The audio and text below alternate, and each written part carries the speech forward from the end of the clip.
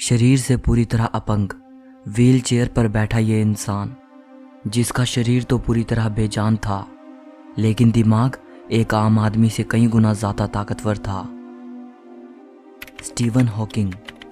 जब वो महज 21 साल के थे तब डॉक्टर्स ने पाया कि उनको एक लाइलाज बीमारी है। डॉक्टर्स ने कहा कि स्टीवन ज़्यादा से ज़्यादा 2 साल तक जिंदा रहेंगे, लेकिन अपनी दृढ़ इच्छा शक्ति से उन्होंने डॉक्टर्स की भविष्यवाणी को झूठ साबित कर दिया। इस वीडियो को आखिर तक ज़रूर देखना। आप इस महान वैज्ञानिक के बारे में 21 ऐसी बातें जानोगे जो वाकई आपको हैरान कर देंगी। नंबर 21।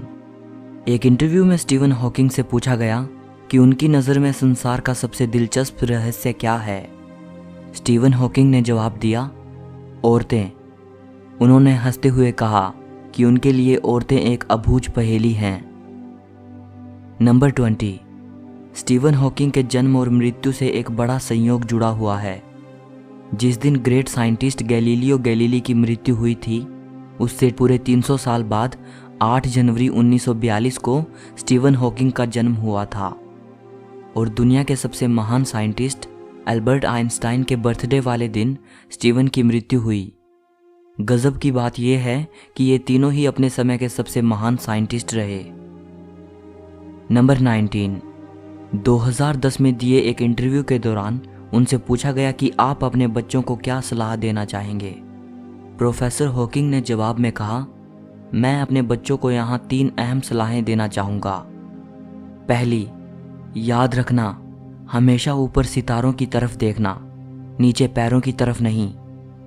दूसरी, काम करना कभी मत छोड़ना, क्योंकि काम तुम्हें जिंदगी का अर्थ और उद्देश्य देता है और बिना काम के जिंदगी खाली है। तीसरी, अगर किस्मत से कभी तुम्हें तुम्हारा प्यार मिल जाए तो उसे कभी मत छोड़ना। नंबर 18। स्टीवन हॉकिंग एक मीडियोकर स्टूडेंट थे। सन 2010 में उन्होंने कहा था कि वो 8 साल का होने तक पढ़ना भी नहीं सीख पाए थे और ग्रेड स्कूल से लेकर उनके ऑक्सफोर्ड जाने तक वो एक लेजी स्टूडेंट थे। I wasn't the best student at all. My handwriting was bad, and I could be lazy. Number 17। एक मीडियोकर स्टूडेंट होने के बावजूद स्टीवन को उनके स्कूली दिनों में आइंस्टाइन कहा जाता था, क्योंकि उनको स्पेस टाइम यूनिवर्स के बारे में गजब की अंडरस्टैंडिंग थी। नंबर 16। एक इंटरव्यू जो ब्रिटिश न्यूज़पेपर द गार्डियन में पब्लिश हुआ था। इस इंटरव्यू के दौरान स्टीवन हॉकिंग ने कहा था कि हमारा दिमाग एक कंप्यूटर है और ये कंप्यूटर तब काम करना बंद कर देता है जब इसके कंपोनेंट्स फेल हो जाते हैं। इसी को मृत्यु कहते हैं। और जो ये मान्यताएं होती हैं कि मृत्यु के बाद भी जिंदगी मिलेगी, स्वर्ग वगैरह, ये सब मान्यताएं लोगों को मौत के डर से दिलासा देने के लिए होती हैं, क्योंकि इंसान इस ख्याल से डरता है कि मौत के बाद मेरी चेतना, मेरी हस्ती का क्या होगा।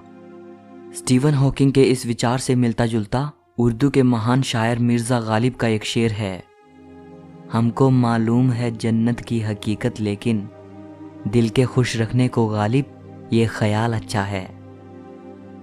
नंबर 15। स्टीवन हॉकिंग ने कहा था कि हम सब जिस पर चाहें उस पर विश्वास करने के लिए आज़ाद हैं, और मेरा स्पष्ट विचार ये है कि कोई ईश्वर नहीं है। इस ब्रह्मांड को किसी ईश्वर ने नहीं बनाया है और ना ही कोई हमारे भाग्य को लिखता है, और यही चीज़ मुझे एक गहरे एहसास की ओर लेकर जाती है। कोई स्वर्ग नहीं है और मृत्यु के बाद कोई जीवन नहीं होता। हमारे पास यही सिर्फ एक ज़िंदगी है ब्रह्मांड के इस ग्रैंड डिज़ाइन को समझने और सराहने के लिए, और जिसके लिए मैं बहुत आभारी हूँ। नंबर 14। कैथोलिक चर्च के पोप जॉन पॉल हॉकिंग की बातों का समर्थन नहीं करते थे, क्योंकि दोनों की आइडियोलॉजीज एक दूसरे से अलग थी। पोप जॉन पॉल कहते थे कि इस बात पर कोई आर्ग्यूमेंट नहीं किया जाना चाहिए कि कैसे ये ब्रह्मांड बना और किसने ये ब्रह्मांड बनाया। ये साफ है कि भगवान ने ही इसे बनाया है। जबकि प्रोफेसर हॉकिंग कहते थे कि सिर्फ साइंस ही ये एक्सप्लेन कर सकती है कि कैसे ये ब्रह्मांड बना। उन्होंने कहा था कि हम सबको अपनी ज़िंदगी के लिए और इस दुनिया में हमारे वजूद के लिए भौतिक विज्ञान के नियमों का आभार मानना चाहिए ना कि भगवान जैसी किसी सत्ता का। नंबर 13, स्टीवन हॉकिंग मानते थे कि हमारी दुनिया से अलग दूसरे ग्रहों पर भी जीव हो सकते हैं। उन्होंने एक बार कहा था कि इस अनंत ब्रह्मांड को देखते हुए ये लगता है कि एलियंस सचमुच होंगे, लेकिन हमें उनसे संपर्क करने की कोशिश नहीं करनी चाहिए। ये हमारे लिए खतरनाक साबित हो सकता है। स्टीवन हॉकिंग ने चेतावनी देते हुए कहा कि एलियंस रिसोर्सेज के लिए पृथ्वी को भारी नुकसान पहुंचा सकते हैं। नंबर 12, 2010 में स्टीवन हॉकिंग ने कहा था कि अगर कभी एलियंस हमारी दुनिया को विजिट करते हैं तो नतीजा कुछ ऐसा होगा जैसा कि तब हुआ था जब कोलंबस अमेरिका की धरती पर उतरा था। कोलंबस का अमेरिका पहुंचना अमेरिका के लोगों के लिए नुकसानदायक साबित हुआ था। नंबर 11, वैसे तो स्टीवन साइंटिफिक कम्युनिटी में पहले से ही काफ़ी फेमस थे, लेकिन वास्तव में वो आम लोगों की अटेंशन में तब आए जब 1988 में उनकी science book a brief history of time publish हुई। इस बुक ने पूरी दुनिया में तहलका मचा दिया। ये अपने समय की सबसे ज़्यादा बिकने वाली बुक बनी। 150 हफ्तों तक New York times best seller list में रही और सारे रिकॉर्ड्स तोड़ते हुए 237 हफ्तों तक British Sunday times best seller list में रही। इस बुक की 1 करोड़ से भी ज़्यादा कॉपीज बिक चुकी हैं। नंबर 10, प्रोफेसर हॉकिंग कहते थे कि उन्होंने हमेशा से ये सपना देखा था कि वो साइंस पर कोई ऐसी बुक लिखेंगे जिसे आम लोग भी आसानी से समझ पाएं। वे कहते हैं कि a brief history of time पर उनका ये सपना पूरा हुआ। ये बुक उन्होंने तब लिखी थी जब वो पूरी तरह अपंग हो चुके थे। स्टीवन की ये बुक कॉस्मोलॉजी पर है और उन्होंने इसमें बिग बैंग और ब्लैक होल्स जैसे विषयों पर लिखा है। नंबर 9, प्रोफेसर हॉकिंग ने अपनी डॉटर ल्यूसी के साथ मिलकर बच्चों के लिए भी कई साइंस बुक्स लिखी हैं। ये किताबें जॉर्ज नाम के एक लड़के पर केंद्रित हैं जो ब्रह्मांड में ट्रैवल करते हुए ब्रह्मांड के बारे में सीखता है। नंबर 8, इतने महान वैज्ञानिक होने के बावजूद और उनकी ग्राउंड ब्रेकिंग डिस्कवरीज के बावजूद भी स्टीवन हॉकिंग कभी नोबेल प्राइज नहीं जीत पाए।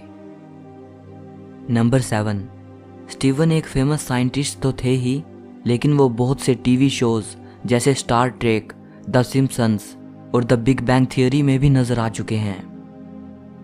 नंबर 6, बीबीसी को दिए एक इंटरव्यू में प्रोफेसर स्टीवन हॉकिंग ने कहा था कि स्पेस में ट्रैवल करने की उनकी लंबे अरसे से ख्वाहिश है। 2007 में उनकी ये ख्वाहिश तब पूरी हुई जब साइंटिस्ट उन्हें एक स्पेस शटल में ले गए और वहाँ स्टीवन को जीरो ग्रेविटी का अनुभव कराया गया। प्रोफेसर हॉकिंग करीब 4 मिनट तक वेटलेस रहे। नंबर 5, स्टीवन हॉकिंग ने दुनिया के अंत के बारे में बात करते हुए ये कहा था कि आर्टिफिशियल इंटेलिजेंस, न्यूक्लियर वार, महामारियाँ, क्लाइमेट चेंज और बढ़ती जनसंख्या, ये सभी वो कारण हैं जो दुनिया को अंत की ओर लेकर जाएंगे। प्रोफेसर हॉकिंग ने कहा था कि मुझे लगता है मानव जाति के पास खुद का अस्तित्व बचाए रखने के लिए 1000 साल हैं। जब तक कि ये पृथ्वी मनुष्य के रहने के काबिल ना बचे, तब तक हमें पृथ्वी जैसा कोई और ग्रह खोजने की ज़रूरत है। नंबर 4, 1963 में जब स्टीवन महज 21 साल के थे, तब डॉक्टर्स ने उनको बताया कि उन्हें मोटर न्यूरॉन नाम की एक भयानक लाइलाज बीमारी है। इस बीमारी में इंसान का उसकी मांसपेशियों से नियंत्रण छूटने लगता है और धीरे धीरे उसका सारा शरीर अपंग हो जाता है और उसकी मृत्यु हो जाती है। किसी इंसान में इस बीमारी के पता लगने के कुछ ही महीने या साल बाद इंसान की मृत्यु हो जाती है। जब डॉक्टर्स को पता चला कि स्टीवन को ये बीमारी है, तब डॉक्टर्स ने उनको बताया कि वो 2 साल से ज़्यादा नहीं जी पाएंगे। लेकिन स्टीवन ने अपनी इच्छा शक्ति के बदौलत डॉक्टर्स की भविष्यवाणी को झूठ साबित कर दिया। वो 50 साल से भी ज़्यादा जिए। बीमारी के पता चलने के बाद धीरे धीरे वो पूरी तरह अपंग हो गए थे, सिर्फ उनका दिमाग जिंदा था। नंबर 3, बीमारी की वजह से स्टीवन का शरीर पूरी तरह बेजान हो गया। वो ना लिख सकते थे और ना ही बोल सकते थे, लेकिन इसके बावजूद उन्होंने कई किताबें लिखी। ये किताबें उन्होंने अपने स्पीच सिंथेसाइजर की मदद से लिखी। ये उनका स्पीच जनरेटिंग डिवाइस था जिसकी मदद से वो अपने गाल की मांसपेशी की कंपन द्वारा शब्दों को टाइप करते थे। स्टीवन पूरी तरह अपंग होने के बावजूद भी इस डिवाइस की मदद से लोगों से बात कर पाते थे। नंबर 2, स्टीवन हॉकिंग ब्रिटिश थे, लेकिन उनके स्पीच सिंथेसाइजर में जो कंप्यूटराइज आवाज़ थी उसका एक्सेंट अमेरिकन था। स्टीवन के स्पीच जनरेटिंग डिवाइस में समय समय पर काफ़ी सुधार होते रहे, लेकिन उन्होंने उस अमेरिकन एक्सेंट वाली कंप्यूटराइज आवाज़ को कभी बदलने नहीं दिया। स्टीवन उसे अपनी आइडेंटिटी के साथ जोड़ते थे। उन्हें वो आवाज़ बेहद पसंद थी और लोगों के बीच भी वो आवाज़ इतनी फेमस हो चुकी थी कि कोई भी उसे थोड़ा सा सुनकर ये आसानी से बता सकता था कि ये प्रोफेसर स्टीवन हॉकिंग बोल रहे हैं। Hello. My name is Stephen Hawking, physicist, cosmologist, and something of a dreamer. Number 1, जब कोई व्यक्ति स्टीवन हॉकिंग से मिलने जाता था तो वो सोचता था कि वो एक ऐसे व्यक्ति से मिलने जा रहा है जिसे सिर्फ दिमाग कहा जा सकता है, शरीर नहीं। लेकिन जब व्यक्ति उनके सामने खड़े होकर उनसे बात करता तब उसे पता चलता था कि वो एक ऐसे अद्भुत इंसान से मिल रहा है जिसे किसी की सहानुभूति, सहायता और दया की ज़रूरत नहीं है, बल्कि व्हील चेयर पर बैठे होने के बावजूद वो सब काम कर सकता है, यहाँ तक कि वो दूसरे के कामों में भी मदद करने को सक्षम है। पूरी तरह से विकलांग होने के बावजूद इस महान वैज्ञानिक ने साबित करके दिखाया कि अगर इंसान का खुद पर पूरा विश्वास हो तो वो कुछ भी कर सकता है। उन्होंने एक बार कहा था, पिछले 49 सालों से मैं मरने का अनुमान लगा रहा हूँ। मैं मौत से नहीं डरता, लेकिन मुझे मरने की भी कोई जल्दी नहीं है, क्योंकि मरने से पहले मुझे अपनी ज़िंदगी में बहुत सारे काम करने हैं। सो इस वीडियो के लिए इतना ही। अगर आपको वीडियो अच्छी लगी हो तो लाइक और शेयर ज़रूर कर देना। कमेंट करके बताइएगा कि इस महान वैज्ञानिक के बारे में आपकी क्या राय है। हिस्ट्री और फिलोसफी से जुड़ी ऐसे ही अमेजिंग वीडियोस को देखने के लिए चैनल को सब्सक्राइब करके घंटी को दबा देना। सो मिलते हैं अगली वीडियो में।